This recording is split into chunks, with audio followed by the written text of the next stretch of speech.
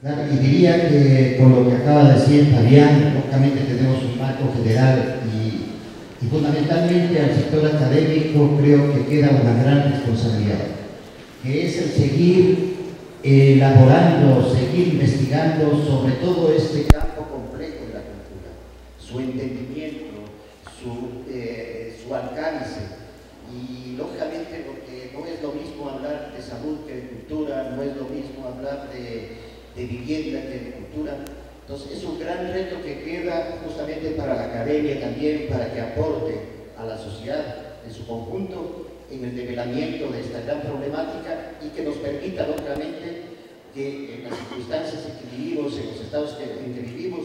las normativas, las leyes, la acción del Estado sea lo más positiva y favorable a los intereses de todos y todas, de toda la ciudadanía. Porque una política en todo campo es para una transformación social, es decir, una política no tiene otro objetivo que transformar una realidad en una realidad mucho mejor. Entonces lo cultural también tenemos que verlo es desde ese punto de vista, cuál es el estado que estamos nosotros dentro del sector cultural y lógicamente cuáles serían las políticas adecuadas para que esto pueda seguir transformándose en bien de todos. Aquí justamente recojo y como preámbulo, me parece importantísimo lo de Fabián, porque eso nos evita a nosotros entrar en el mismo campo de exposición, y es necesario, por ejemplo, lo que expresa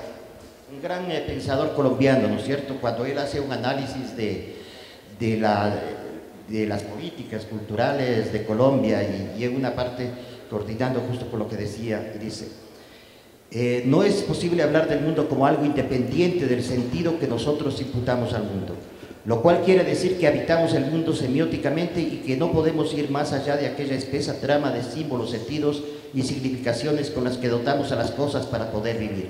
La cultura es entonces esa esfera semiótica en la que vivimos y a partir de la cual disponemos y nos apropiamos del mundo. Somos seres irremediablemente culturales. La cultura, en suma, no es un objeto, no hay neutralidad alguna con respecto a la cultura, pues todo lo que hacemos, incluso elaborar políticas culturales y escribir textos como este, son actos ya desde siempre culturales. El Estado mismo es un ente cultural y no un organismo neutro que pueda regular el mundo simbólico del cual forma parte. No existe un afuera de la cultura. Pretender que lo haya, que exista la posibilidad de ver la cultura desde afuera, desde un punto cero de observación, no puede sino conducir a posiciones autoritarias y antidemocráticas. Este preámbulo que lo escogí en este momento justamente a base de lo que decía Fabián, me permite también a mí entrar de lleno a lo que yo tengo preparado como dentro de la exposición. Y dos partes que lo he dividido mi exposición es justamente en el hecho de poder descifrar cuál ha sido el proceso que hemos seguido, el proceso tortuoso que hemos seguido para la elaboración de la Ley de Cultura. En el año 2008, como todos saben, lo que decía Fabián, se aprueba la nueva Constitución de la República y como mandato surge lógicamente la obligación de poder elaborar la Ley Orgánica de Cultura, la Ley de Cultura, hasta en el lapso de un año. En el lapso de ese año, lógicamente, se moviliza el sector cultural también y se entusiasma por todas estas situaciones y empieza a reunirse. Y lógicamente con nosotros como Red Cultural del Sur, por ejemplo, en el año 2009 mismo, en la Comisión de Cultura, Marco Murillo, entregamos unos aportes al proyecto de ley que se había lanzado. Lógicamente, en base a lo que se había propuesto desde el Ejecutivo o desde la misma Asamblea. Y lógicamente había muchísimos aportes en la parte conceptual, porque era importante, porque la Ley de Cultura o el Código de Cultura tiene que partir de un entendimiento de la cultura, tiene que partir de una premisa que nos permita decir qué es lo que queremos, en cierta forma, sobre qué campo queremos actuar. Y lógicamente entender también de que la cultura es un eje fundamental de todo este cambio que estamos viviendo en Ecuador y que estaba viviendo Latinoamérica, y entender también cuáles son sus fines y sus ámbitos. Y dentro de los ámbitos, por ejemplo, para dar una pequeña reseña de este proceso, nosotros manifestábamos que tiene que incluirse fuertemente y como una cuestión es la cultura, los procesos comunitarios. En los principios, a su vez, también que se planteaba en ese proyecto de ley, habíamos puesto por delante el hecho que tiene que priorizarse la inversión en el sector comunitario. Y esto sin conocer todavía algo que les voy a comentar luego. Habíamos puesto eso, habíamos puesto el hecho también de que dentro del sistema de cultura se pueda lógicamente fortalecer la institucionalidad cultural y que se debe realmente formar o concebir una red dentro del sistema, una red de centros culturales comunitarios. Es decir, pensábamos en la Casa de la Cultura como eje de esa centralidad de los centros culturales comunitarios, porque era la única institución cultural en ese sentido que tenía asentamientos en las 24 provincias, en todas las provincias del Ecuador. Y en esos momentos, porque hay que ser sincero con todo y verdadero en todo esto, en esos momentos la Casa de la Cultura también había dejado de ser esa gran institución, había degradado su acción a nivel de la ciudadanía y había un pesar de eso. Y se planteaba tenuemente el hecho de cómo reformar esa Casa de la Cultura. En buena hora, la Casa de la Cultura también ha vivido vientos de cambio y que esperamos que sigan dándose fuertemente. Y lógicamente que sí consideramos en los momentos actuales, por ejemplo, de que la Casa de la Cultura tiene que mantener netamente su autonomía, porque en definitiva, un momento determinado puede ser el último refugio del arte. Entre todas estas apreciaciones habíamos señalado fuertemente, como digo, los aportes que habíamos hecho, entre muchos, este campo de la cuestión de la gestión cultural comunitaria. Y es sobre eso que va a ser mi exposición. Con el preámbulo de Fabián, yo creo que justamente no vale quedarnos anclados y no he preparado tampoco nada en ese sentido, sino más bien quiero dar un viraje en definitiva. Y lamento de que no esté aquí Jimena Ponce, porque en cierta forma ese era el objetivo de asistir a este congreso, el poder hacer una demanda directa a quienes son los responsables del manejo de esto y poder realmente conversar, dialogar sobre eso. Porque yo en este caso, y esta es mi segunda parte de mi intervención en definitiva, yo vengo en este caso a este congreso por mandato de la Red Cultural del Sur. O sea, no vengo en representación mía, no vengo en función solamente individual, sino vengo en representación de muchas organizaciones, vengo en representación de múltiples organizaciones en definitiva que hemos nacido y tenemos un espíritu totalmente comunitario. Y el mandato que se le ha pedido a mí y que lógicamente yo también he expuesto ahí, es el hecho de que demos y trate de dar un viraje a esta propuesta de la Ley de Cultura para que se tome en cuenta un sector fundamental que está siendo peleado a nivel de toda Latinoamérica y que es el movimiento de cultura viva comunitaria, de que realmente se priorice dentro de los principios la cuestión de la inversión y la cuestión de las políticas adecuadas del Estado para que se fortalezcan estos procesos de cultura viva comunitaria. Esto de cultura viva comunitaria es un proceso como movimiento que se viene generando hace unos 10 años en Latinoamérica. Pero claro, no hablamos de la cultura viva comunitaria, de la cultura comunitaria, un proceso de 10 años. Hablamos de un proceso milenario, hablamos de un proceso de los pueblos, hablamos de toda la cultura esa viva que se mantiene contra viento y marea en los tiempos y contra todas las circunstancias políticas e históricas que han vivido nuestros países. Y lógicamente ahora anclamos y se concibe esas culturas vivas comunitarias como aquellas expresiones, como aquellas acciones, como aquellas organizaciones que están ancladas en el territorio, y no solamente en el territorio, sino también en ciertas comunidades que tienen otra distinción, como son las comunidades de los jóvenes, las comunidades de los pueblos ancestrales, las comunidades afrodescendientes, las comunidades LGTB, las comunidades de mujeres. Entonces, ese trabajo que siempre está presente en nuestros barrios, en nuestras parroquias, en nuestros cantones, en nuestras barriadas. Y eso es lo que nosotros queremos que se incluya, o sea, es una demanda, como digo, de la gente que estamos dentro de este proceso, para que se incluya dentro de este nuevo proceso de ley de cultura, ¿no es cierto? Sea código, y si es código, porque lo entendemos el código, y eso Fabián tal vez nos podrá aclarar luego un poco más. Entendemos que el código nos permite luego, lógicamente, el ir formulando leyes secundarias o leyes particulares. Entonces, lógicamente que aspiramos que si se incluye un acápite, un artículo, un parágrafo dentro de la Constitución sobre la cultura viva comunitaria, nos permitirá el poder pelear por una ley sobre cultura viva comunitaria.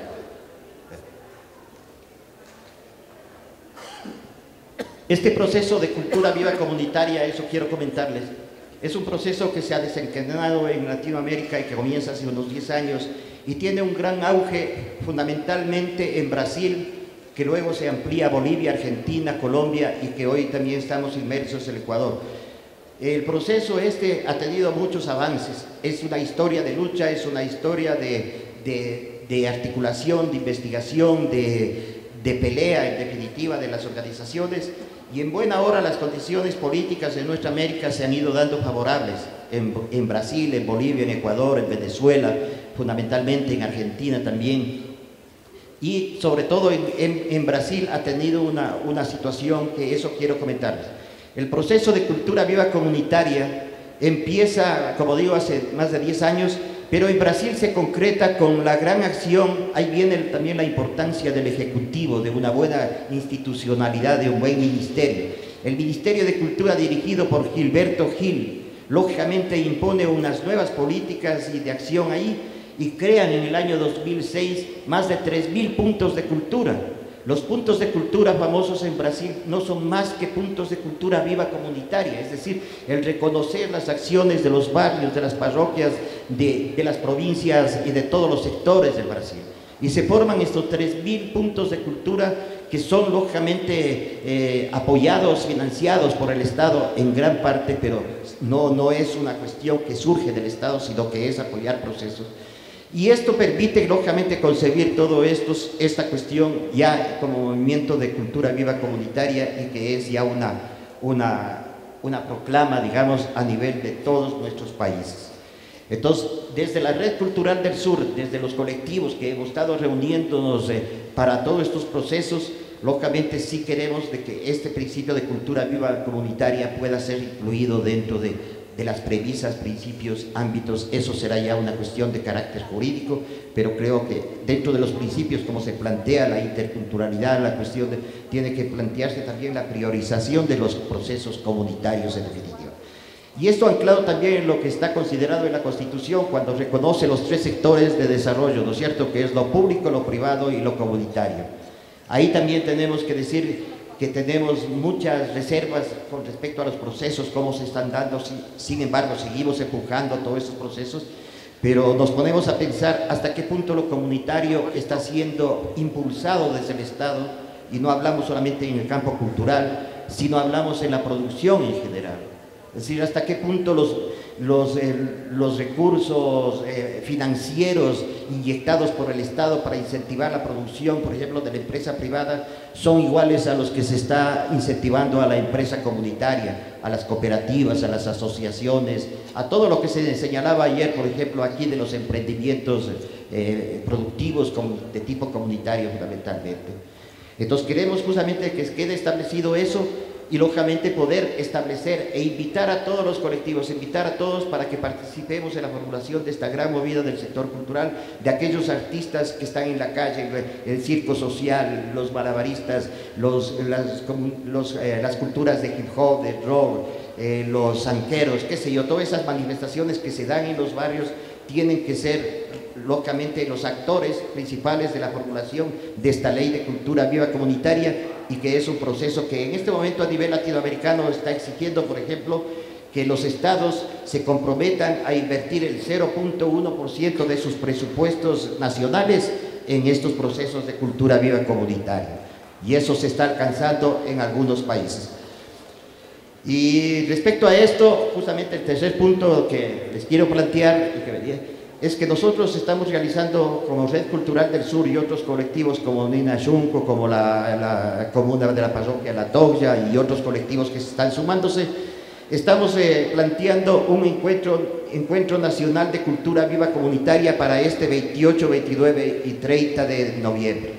Queremos invitarles que hoy mismo puedan ustedes inscribirse, aquellos que tienen. Claro, hay que llenar una ficha donde más o menos tienen que explicar por qué consideran comunitario su proceso, porque en eso también hay que tener cuidado. No en función de lo comunitario todo puede entrar, tienen que ser cuestiones realmente que están. Entonces, para que se inscriban y puedan participar. En buena hora hemos tenido un pequeño apoyo del Ministerio de Cultura, que es necesario resaltarlo porque lógicamente por ejemplo, está apostando a un proceso y esperemos de que se pueda seguir acompañando eso. Entonces tenemos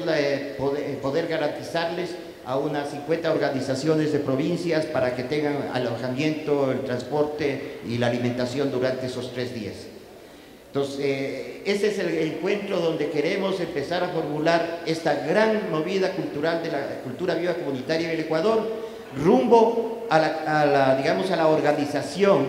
del primer Congreso Ecuatoriano de Cultura Viva Comunitaria, que queremos hacerlo en el mes de septiembre del 2015, que nos permita tener presencia en el segundo Congreso Latinoamericano de Cultura Viva Comunitaria que se realiza en la hermana República del Salvador en octubre del 2015, y donde queremos llegar con una gran caravana de colectivos comunitarios, de artistas comunitarios,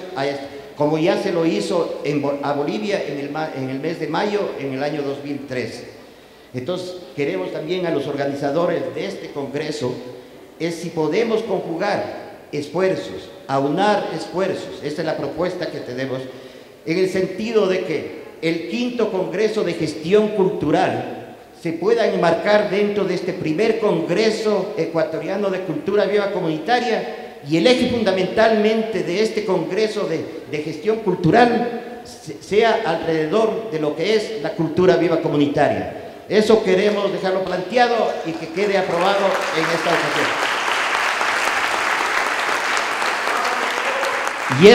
Y este Congreso no necesariamente tiene que realizarse en Quito. O sea, tenemos que escoger la sede que sea realmente, que ya no sea Quito, que no sea Guayaquil, tal vez más bien que sea una comunidad donde realmente podamos experimentar lo que es plenamente la cultura viva comunitaria. Eso es, compañeros, más bien yo quería justamente, como decía, aprovechar la presencia de Jimena Ponce, que lamentablemente no está. Es una buena compañera con la que hemos tenido conversaciones, pero en estos foros son los compromisos tal vez donde más se adquiere antes que personalmente. Entonces, plantear esta situación.